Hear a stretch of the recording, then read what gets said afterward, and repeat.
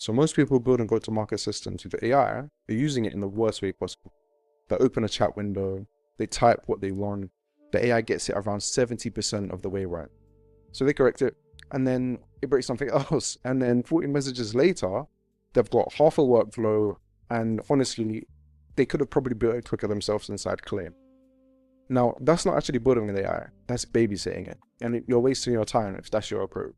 There's a completely different way of doing this that almost nobody in the go-to-market engineering space is even talking about first. And I'm going to share it with you today in this video. And it's called spec-driven development, or how I like to call it, spec-driven go-to-market engineering. So it does come from software, and I've been using it to build go-to-market systems end-to-end. So think enrichment, outbound, inbound-led outbound, and even designing CRM systems and cleaning them up. And bear in mind, I'm not even the one doing the clicking anymore. Now, by the end of this video, you'll understand why this changes, what a go-to-market engineer actually does and actually is, and I'll show you why. And for a lot of this work, you might not even need Clay ever again. Now, why listen to me? My name is David Walker-Dobson. I'm the founder of Temp. We're a revenue engineering company, so we don't just do go-to-market engineering, we also do AI-powered RevOps, and I've built systems across loads of different B2B niches. So think cybersecurity, local niche marketing agencies, creative studios, financial firms, renewable energy, data, infrastructure companies, AI companies, and high-ticket B2B services. And we've done this all across the pond, whether it's from the UK, Europe, or the US. Just for context, this is not just theory here, right? This is actually what I do day to day. I spend majority of my time doing this. So I do want to be clear, this video is going to be theory based. I will show you some examples, but I'll do the deep practical builds maybe in some later videos. But I think the thinking and the system thinking matters much more than the tooling right now. And you'll see why in about 2 minutes, so please stick around. So why now? Why is this suddenly a thing when it wasn't 12 months ago? It's simply because tools have stopped being tools. They became platforms. Tools are now thinking, how can we exist in the CLI? How can we be API first? A lot of companies are thinking this way. Look at Clay's most recent announcement. They've now launched in the CLI, right? So there's clear signs of where the industry is going. Now, if you wanted API access maybe a few years ago to a decent data platform, you had to pay an arm and a leg. You had to be on the enterprise level plans. So you're looking at spending maybe $1,000 a month. I was speaking to one of my clients, like she's a sales leader, and she was already spending a ridiculous amount of money on just one platform just for their data. And then they tried to charge her even more just for API access. It's absolutely ridiculous. Now, that was normal, and I think if legacy companies still want to take that approach, that's fine. But we're not there anymore. We don't have to be there anymore. And once upon a time, API access was gated. It was a luxury. But now everything is API first. Your data providers, enrichment providers, and even your CRM. And most of them, I let you interact over MCP now too, which means that you can build even your CRM from scratch in natural language and never have to open the UI, potentially, as long as you know what you're doing. So for the first time ever, an AI agent can actually execute the work instead of you just asking it how you can do the work, right? We're in a completely different time. But, and this is the bit that people are missing, giving an agent access to tools doesn't make it useful. It's actually incredibly dangerous if you don't do it properly. Now, I've seen people hook up AI to their entire stack and get chaos out at the other end. And that's because the tools were never the constraint.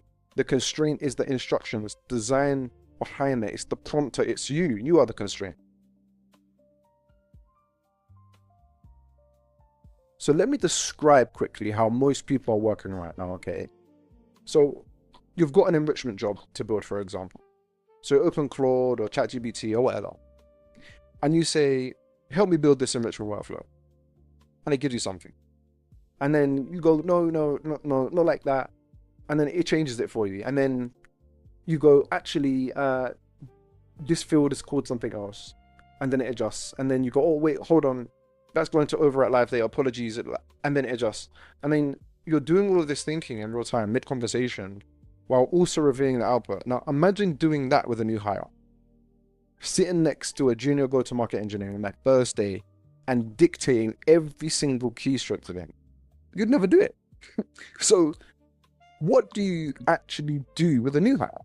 You give them a scope, you give them, or if you're a senior engineer, maybe you maybe build the process and give them the tickets to handle. And you tell them what done looks like. You tell them what the end goal is, right? And then they may start, executing the work, executing the tickets, and then you might review them at the end. Now, that gap between how you brief a human and how you brief AI is where all the leverage sits right now. Nobody's picking it up. And that is where spec-driven development actually closes the gap. So let's go through like what spec-driven development actually is in the go-to-market engineering sense. Now, spec-driven go-to-market engineering means you specify exactly what the outcome is before anything gets built. That's how you're supposed to build go-to-market engineering systems, right? You scope out the project, you understand what you're planning to deliver, whether that's an outbound campaign, an outbound system, an inbound led outbound campaign or inbound system or enrichment job, or even just a RevOps system, so a CRM design. You figure out what the end goal is, you map it out. You spend the time in the planning stage, on the building stage. And if the spec is good enough, the system gets built end to end. Now, when you're using it with AI agents, this can potentially be done with no human intervention at all. So they could potentially build the system end to end without you needing to even, send more than 1 or 2 prompts. And this can only exist as long as you've given the agent the right tools. So when I say tools, I mean access to your data APIs, your enrichment providers, your CRM, or DeepLine, for example. And then maybe you loop in your sequencer. And on top of that, a full detailed specification of the ICP, the job titles you want to go after. And these are the things that people always forget.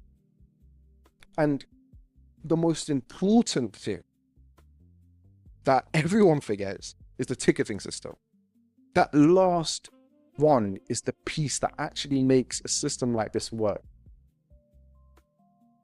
So what I'm going to cover on this section of the video is the 3 steps. So there are 3 steps, right? And the step 1 actually is the specification and definition of the outcome. So this is where people are going to underestimate the work. So let me be very, very clear about what detailed actually means. So let's say the task is CRM management. Not the tactic, the actual build, not like the theory behind it, right? You need to define, first and foremost, what the required fields are, the fields that you want to be impacted and changed. And in the way that you want them to be impacted, is it upsert, which means like update? Is it creation, which is just to create net new data inside the CRM? And this is not even just defining the labels that you see in the UI, because that can be very different from the way that the AI interact with CRM on the API level, on the programmatic level. So you need the programmatic API names, because the agent isn't looking at your screen. They're not looking at the AI, the UI. It's talking to the software. So you need to define whether any of those fields are conditional and also what the conditions are. You need to define where the data is being pulled from. Are you using a data provider like GetLeads.io or using an enrichment provider like LeadMagic or Finding Now? You need to define how often it runs. Like, what kind of enrichment process is this? Is it a static one where it's just one time, or have you got on a schedule? Is it going to be a monthly schedule? Is it a nightly schedule? So obviously, like, daily schedules is expensive and usually pointless, but like monthly and quarterly is usually like a sweet spot. But obviously that depends on what the priority actually is. So you need to define also the write-back rules. What gets updated in what format? And this is the one that everyone misses. What should never get overwritten, right? What is a sacred data points that we can't change? And you need to define the pre-enrichment check, because you're not just enriching a record. Well, you don't want to enrich a record that you enriched yesterday, basically. And that's how much detail you need. So that's just one example, right? And that's just like a CRM enrichment. And depending on the data that you need and your go-to-market enrichment, they can get incredibly complex. But that's just an example of how much detail you actually need when using AI to build these processes in a way that is efficient. Here's why this matters more than it sounds, right? So I've looked under the hood of a lot of CRMs, I've built systems on top of a lot of CRMs, and most are full of completely outdated, unactionable data. I could be biased because I typically get called in to work with people with bad data. A lot of the work is cleaning it up, right? But it contains things like the wrong job titles, missing decision makers, deal site stages with no context, no associations. Now, I actually posted a stat on LinkedIn a while back, which was like roughly 20% of CRM data goes obsolete every single year. And someone was like, is that it? Depending on your ticket size, and the size of your organization, that's millions of dollars of decay, multiple millions, maybe tens of millions of decay, right? So, anyway, I digress. A vague spec doesn't produce a vague system, and this is the kind of point I want to just give here. You should be defining what system you're looking to build thoroughly, end to end, with process maps, and obviously in natural language too. Because a vague system, it just produces mess. That's just like built faster, right? So a garbage spec is a garbage system. Therefore, the spec is the job. Defining what the outcome is and how it's going to look is the job. I can't stress this enough. Now, this is a quick one. Everything I've gone through, including like the whole spec checklist, is on a slide in the deck for this video. So you can grab the deck through the newsletter. So for my newsletter, I send 2 emails a week. One is actually what's actually happening go-to-market engineering that week. So this is updates. The other is a proper breakdown of the systems that I'm building or what I'm finding out as I'm working with clients and in my personal work. And I share that in thinking, what's broke, an example that you can go copy. So the link's in the description, and the deck's just waiting for you for when you sign up. So, and if you would like to work with me directly, I do offer free go-to-market system designs. So you can actually apply once again in the link below. If you qualify, we get on a call, we map out what systems you should actually look at, and we'll do just like a high-level map of what things could possibly be like for you guys. And you know, worst case, you leave with the design either way. And yeah, just check out the link below. But yeah, back to the video. Now, I also want to talk about step 2, right? So we've covered specification. Step 2 is you take that specification and you need to split it into digestible tasks inside a project management tool. Now, it doesn't matter what you use. You could use Linear, that's my chosen tool, but you can use Jira, you can even use Airtable, or the custom, you can use Notion. It's just wherever you're running your project management, just use it, right? The only prerequisite is that there needs to be an API available. Now, why bother? Instead of just handing the agent a full specification and just saying, go do your job, it's going to, one, hallucinate and miss massive, like essential parts of the system you're looking to build, where it's going to be a massive task. And it's a vague task almost as well. So the moment you break it into tickets, 3 things happen. Every unit of work becomes small enough to verify. Every unit becomes independently reviewable, and you get a record of what has been built by what and when, which is exactly the way that we build with humans, right? Like whenever I've worked on any project, I have my task list, I go through my task. Once I'm doing it, it's in the working on stage. Once it's done, I move on, right? I put it to done and I move on to the next task. So if you already have a go-to-market engineering process, you don't need a new one for AI. You mimic the one you've got. The same process, the same tickets, the same definition of done. So you're not actually just sitting there managing a chatbot. This goes for anyone, even if you're not a go-to-market engineer yourself and you're trying to figure out these systems, you need a systematic way for the AI to actually execute tasks the same way a human does. So in that same breath, you're now running a team. The team is just, it's an AI-powered one. It's not a human one. And that is the difference here. Now, step 3 is where it gets fun. So you're probably thinking, okay, this is all great, David. The AI will execute the work, but how can I make sure the work is quality? Now, you give the AI the tools and you let it work through the tickets. So one agent will pick up the ticket and it will build and execute that ticket, that task. The second agent reviews that work, and its only job is to check against the spec and design and the context of the project. And now it will actually check, is this actually true to what we're asked for? has the ticket been executed properly? Like, if yes, it approves it and it goes to production. If no, it goes back. So builder, reviewer, deploy, right? And notice what the reviewer agent is doing. It's not being creative. It's not giving opinions. It's comparing work against written standards, which is the only thing a machine is generally better at than a tired human at 6 p.m. on a Friday. Because I'm not describing a system with no human in it, right? You're still the one writing the spec. And look, you might even be reviewing the work. So I still review the work.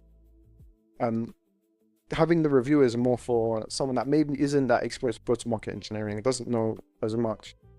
Ideally, there's human in a loop. I do believe in human in loop systems, more so than fully autonomous systems. That's just me. But my point is that you can still be the person that decides what's correct and what's not correct. We're just no longer doing the clicking. You've moved from operator to architect, which is the whole point, right? Now, right at the start, I believe I said you might not need Clay, right? Now, here's what I mean by that. And so this isn't just an enrichment thing. You can run the exact 3 steps for an outbound campaign, for an inbound routine workflow, for a scoring engine, a system you can't buy off the shelf at all. Like, you can build these completely custom. A real example from our own stack a while back is we needed social signaling data, and at that time, Clay didn't offer it. So we built our own signaling scraper in NAN at the time. And back then, like, building custom work was the expensive option. And that was just like the last resort, right? And that calculation now is completely flipped. Like, you can basically specify a system properly and have an agent build it. Custom stops being the last resort and starts being the default. So you're not buying a tool that does like 80% of what you need it to do. You're actually building the exact system end to end, and you own it. And like with the signaling scraper, then you have that data system that you can then route to where you want. You could route it into your CRM. You could route it into campaigns. You could do what you want with it. Now, I'm not saying like throughout your stack, right? So I have transparency. I still use Clay every day. Like, and I don't know when that won't be the case. I think we're getting there, but I still use Clay every day. So I'm not saying don't use Clay. I'm not one of them guys. But the question changes ever so slightly, and it's just like, do I need Clay for this? That is the question. Oh, do I need Clay for this? And eventually it will turn into like, should I even use Clay at all? Right? Well, in my opinion, we're just not there yet. But so let's bring this all the way back, right? So we started with the chat window, and like the 40 messages and a half-built workflow. And the reason that fails isn't that AI is weak, because the AI is fine. Like, and the way I like to define it is like a super intelligent baby. But it fails because you're feeding that baby, and like you're feeding it like one sentence at a time. Spec-driven development or go-to-market engineering just moves the thinking to the front, and all of the thinking, right? Or majority, right? And before like a single thing even gets built, which means that the skill that matters now isn't the prompting, it's the specification, it's understanding how these systems are built. That is the skill set, right? And I think that's where a lot of people fail when they're trying to build go-to-market engineering focused organizations. They don't understand the orchestration of that. So knowing what done looks like in enough detail, in deep understanding, that someone else, a human or not, could build without you specifically being in the room. Once you've set them the task, that is what's required. And to be fair, that's just business analysis, right? Process mapping, system design, which in my opinion is what go-to-market engineers should have always done. Like, it's always where it was, designing systems. The agent doesn't change the job as such. They just made the job impossible to now fake, right? Because if you don't understand the system, you're not going to be able to deliver the system. Now, what I'm going to do now, I'm just going to show you a quick example of like what a task system could potentially look like inside Linear, if Linear is your chosen platform. So here's just a quick example that I put together. As you can see, like it says content, worked example, and so on. But there's an example project that you would basically create and then hand off to AI agents to actually execute the work. Now, this is Linear. So this is the project management software that I use. As you can see, it's my company name. It has the teams I have, which is Triton, and then some examples. But this is just an example of what it could look like, right? So this is a signal-based outbound system. So we've defined it as we will be tracking signals with their stack. We'll then define the ICP using AI and some scraping. If it is within ICP, we'll push to HubSpot. We'll then enrich it. We'll send it to instantly, and then we'll also attribute back to the CRM too. This order's wrong. So this is why you need to understand what the process should be. So it should be ICP. If it is ICP, we enrich. Then we send to HubSpot. Then we send to the campaigns, and then we attribute based on what campaigns the ICP is sent to back to the CRM or whatever. So as you can see, although I think this may be wrong now, but once we've defined the system, we've also defined the tools that we're going to be using. So their stack, get leads, lead magic, find email. We've used Prospeo for direct dials, instantly, and HubSpot. All right. It's the context of what we're selling. So for this example, I just said it's a finance product, which is just like for dashboards and reporting for finance teams. The signals that we've defined is if a company's hiring a CFO, or post roles tied to lending or credit. I don't think this is a fit, but once again, this is why it's important to actually know and make adjustments. And so yeah, this is how it potentially looks. This is just the project overview, and then we can start looking at the tickets, right? And what makes this great is we have very detailed tickets based on all of the required steps to build the system. So we have like attribute campaign membership and outcomes back to HubSpot. Write their account, contact, and signal research into HubSpot. Ingest their stack hiring signals into normalized signal record. So we have all of these things that are happening that we typically do, whether we're building in clay tables or building the workflows ourselves, then end-to-end or writing the code. You now have a standardized way to actually execute this, or AI to execute this autonomously without our required input, right? So yeah, I just wanted to show you guys this what it looked like. And then naturally, as it progresses through the tasks, it was going to be marked once if the AI agent's using it or executing the ticket, it would be in progress. Then once it's time for a human to be in the loop to review the work, will be in review, and then the human may move it to done, or the AI agent a different AI agent may review it and then move it to done once it's ready. Yeah, I just wanted to show you guys this as an example. Well, yeah. Well, yeah, honestly, guys, thank you so much for watching. I hope you enjoyed this video. If you want a system built for you like this, as I said, just apply below. We can put together a 3 system design for you as long as you qualify. And please, by all means, join the newsletter. As I said, I'll be sharing this presentation with you, as well as the two newsletters that I send a week. And as always, thank you so much for watching. Love you guys lots.